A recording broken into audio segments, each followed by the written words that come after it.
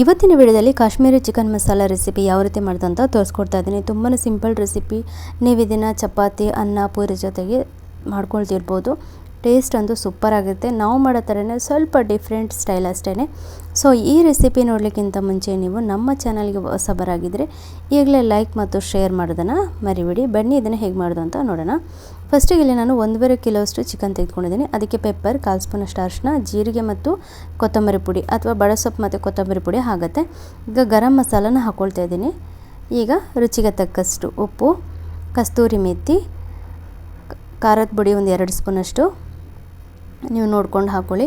ಹಾಗೆ ಮಸಾಲೆ ಸ್ವಲ್ಪ ಸ್ಟ್ರಾಂಗ್ ಇರಲಿ. ಒಂದು ಅರ್ಧ ಸ್ಪೂನಷ್ಟು ಶುಂಠಿ ಬೆಳ್ಳುಳ್ಳಿ ಪೇಸ್ಟು, ಒಂದು 2 ಸ್ಪೂನಷ್ಟು ಮೊಸರು ಹಾಕಿದ ಮೇಲೆ 2ರಿಂದ 3 ಸ್ಪೂನಷ್ಟು ಕಾರ್ನ್ಫ್ಲವರ್ನ ಹಾಕಿ ಚೆನ್ನಾಗಿ ಮಿಕ್ಸ್ ಮಾಡಿ ಇದನ್ನು ಒಂದು 15 ನಿಮಿಷದ ಕಾಲ ನೀವು ಇದನ್ನು ಇಡಿ. ಇಲ್ಲಾಂದರೆ ಬೆಳಗ್ಗೆ ನೀವು ಮಾಡಿ ಸಂಜೆ ಮಾಡಿದ್ರೆ ಇನ್ನೂ ಚೆನ್ನಾಗಿರುತ್ತೆ. ಮಸಾಲೆ ಎಲ್ಲ ಚೆನ್ನಾಗಿ ಎಳ್ಕೊಂಡಿರುತ್ತೆ. ಇಲ್ಲಿ ದ್ರಾಕ್ಷಿ ಮತ್ತು ಗೋಡಂಬಿನ ಒಂದು ಸಾರಿ ಚೆನ್ನಾಗಿ ತೊಳೆದು ಮತ್ತು ಬಿಸಿ ನೀರಲ್ಲಿ ನೆನೆಸಿಟ್ಕೊಳ್ತಾ ಇದ್ದೀನಿ ನೋಡಿ. ನಂತರ ಇಲ್ಲಿ ಚಿಕನ್ನ ನಾನು ಫ್ರೈ ಮಾಡ್ಕೊಳ್ತಾ ಇದ್ದೀನಿ. ಒಂದು 10ರಿಂದ 15 ನಿಮಿಷ ಆಗಿದೆ. ಚೆನ್ನಾಗಿ ಮಸಾಲ ಹೇಳ್ಕೊಂಡ್ರೆ ಕೋಳಿ ಒಳಗಡೆ ಒಳ್ಳೆ ಹೇಳ್ಕೊಳ್ಳುತ್ತೆ. ಈಗ ನಾನು ಒಂದೊಂದನ್ನೇ ಫ್ರೈ ಮಾಡ್ಕೊಳ್ಳೋಕ್ಕೆ ಹಾಕ್ಕೊಳ್ತಾ ಇದ್ದೀನಿ. ನೀವು ಪಾತ್ರೆ ಸ್ವಲ್ಪ ದೊಡ್ಡದಾಗಿ ಇಟ್ಕೊಂಡ್ರೆ ಒಂದೇ ಸಾರಿ ಪಾತ್ರೆ ಅಲ್ಲಿ ಹಾಕಿ ಫ್ರೈ ಮಾಡ್ಕೊಳ್ಬೋದು. ಈಗ ಇದು ಒಂದು ಸೈಡ್ ಚೆನ್ನಾಗಿ ಫ್ರೈ ಆಗಿದೆ. ಎರಡೂ ಸೈಡು ಚೆನ್ನಾಗಿ ಇದನ್ನು ಫ್ರೈ ಮಾಡ್ಕೊಳ್ಬೇಕಾಗ್ತದೆ.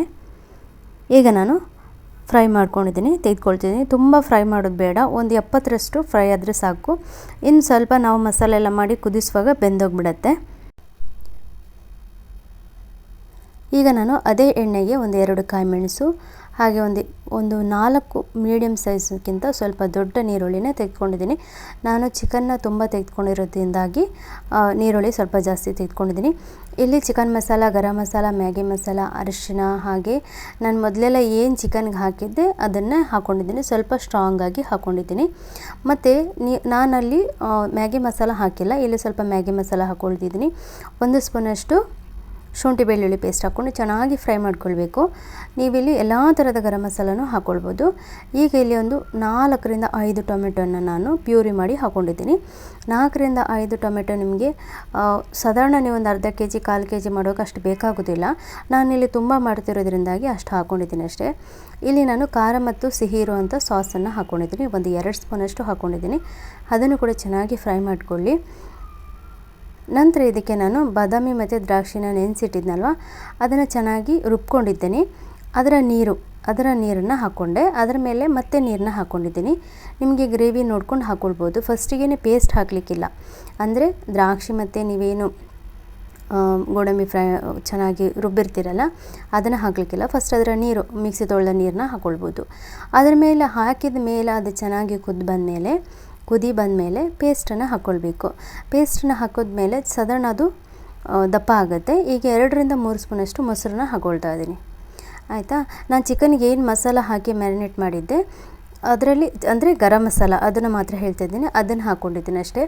ಆಮೇಲೆ ಇದಕ್ಕೆ ಸ್ವಲ್ಪ ನಾನು ಮ್ಯಾಗಿ ಮಸಾಲ ಹಾಕ್ಕೊಂಡಿದ್ದೀನಿ, ನಿಮಗೆ ಆಗಲೇ ಹೇಳಿದೆ. ಅದ ನಂತರ ಚಿಕನ್ನ ನಾವು ಫ್ರೈ ಮಾಡಿರ್ತೀವಲ್ಲ ಅದನ್ನು ಇದಕ್ಕೆ ಹಾಕ್ಕೊಳ್ಬೇಕು. ಹಾಗೆ ನಾನು ಫಸ್ಟ್ಗೆ ಹೇಳಿದಾಗೆ ನಾವು ಗರಂ ಮಸಾಲೆಯಲ್ಲೂ ಸ್ವಲ್ಪ ಸ್ಟ್ರಾಂಗಾಗಿ ಹಾಕಬೇಕಾಗ್ತದೆ. ಯಾಕೆಂದರೆ ನಾವಿಲ್ಲಿ ಬೇರೆ ಯಾವುದೇ ರೀತಿಯಾದಂಥ ಮಸಾಲ ರುಬ್ಬಿ ಹಾಕ್ತಾ ಇಲ್ವಲ್ಲ, ಹಾಗಾಗಿ.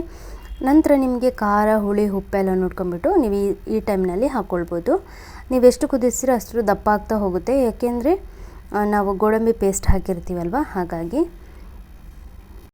ಈಗ ಚೆನ್ನಾಗಿ ಬೆಂದಿದೆ ಅಂದಮೇಲೆ ನಾನು ಮೇಲ್ಗಡೆಯಿಂದ ಸ್ಪ್ರಿಂಗ್ ಆನಿಯನ್ನ ಹಾಕ್ಕೊಳ್ತಾ ಇದ್ದೀನಿ. ಸ್ಪ್ರಿಂಗ್ ಆನಿಯನ್ನೇ ಹಾಕಬೇಕಂತೇನಿಲ್ಲ, ಕೊತ್ತಂಬರಿ ಸೊಪ್ಪು ಹಾಕಿದ್ರೂ ನಡೆಯುತ್ತೆ. ಈಗ ಚೆನ್ನಾಗಿ ಇದನ್ನೊಂದು ಮಿಕ್ಸ್ ಮಾಡ್ಕೊಳ್ಳೋಣ. ನೋಡಿ ಎಷ್ಟು ಚೆನ್ನಾಗಿ ಕಾಣಿಸ್ತಾ ಇದೆ ಅಂತ. ನಾವು ಫ್ರೈ ಮಾಡಿದ ಮೇಲೆ ಇದಕ್ಕೆ ಹಾಕೋದ್ರಿಂದ ಅದು ಒಳ್ಳೆ ಟೇಸ್ಟ್ ಬರುತ್ತೆ. ಮತ್ತು ನಾವು ಮ್ಯಾರಿನೇಟ್ ಮಾಡಿ ಇಟ್ಟಿರೋದ್ರಿಂದ ಅದು ಉಪ್ಪು ಎಲ್ಲ ಚೆನ್ನಾಗಿ ಹೇಳ್ಕೊಳ್ಳುತ್ತೆ. ನಾನು ಲಿಂಬೆ ಹಾಕಲಿಲ್ಲ, ಯಾಕೆಂದರೆ ಮೊಸರು ಹಾಕಿದ್ದೀನಿ, ಅದು ಹುಳಿ ಇರುತ್ತೆ, ಹಾಗಾಗಿ ಹಾಕಲಿಲ್ಲ. ಎಲ್ಲ ಆದಮೇಲೆ ಮೇಲಿಂದ ಸ್ವಲ್ಪ ಕೊತ್ತಂಬರಿ ಸೊಪ್ಪು, ಒಂದು ಸ್ವಲ್ಪ ಬಟರ್ ಹಾಕಿಬಿಟ್ರೆ ಅದರ ಟೇಸ್ಟೇ ಚೆನ್ನಾಗಿರುತ್ತೆ. ಖಂಡಿತ ನೀವು ಈ ರೆಸಿಪಿ ನಿಮಗೆ ಇಷ್ಟ ಆಗ್ಬೋದು. ಇಷ್ಟ ಆದರೆ ಈಗಲೇ ಒಂದು ಲೈಕ್ ಮತ್ತು ಶೇರ್ ಮಾಡಿ. ಫ್ರೆಂಡ್ಸ್ ಆ್ಯಂಡ್ ಫ್ಯಾಮಿಲಿಗೆ ಶೇರ್ ಮಾಡೋದನ್ನು ಮರಿಬೇಡಿ. ಸಿಗೋಣ ಮತ್ತೊಂದು ಒಳ್ಳೆಯ ರೆಸಿಪಿಯೊಂದಿಗೆ. ಅಲ್ಲಿವರೆಗೆ ಎಲ್ಲರಿಗೂ ಧನ್ಯವಾದಗಳು.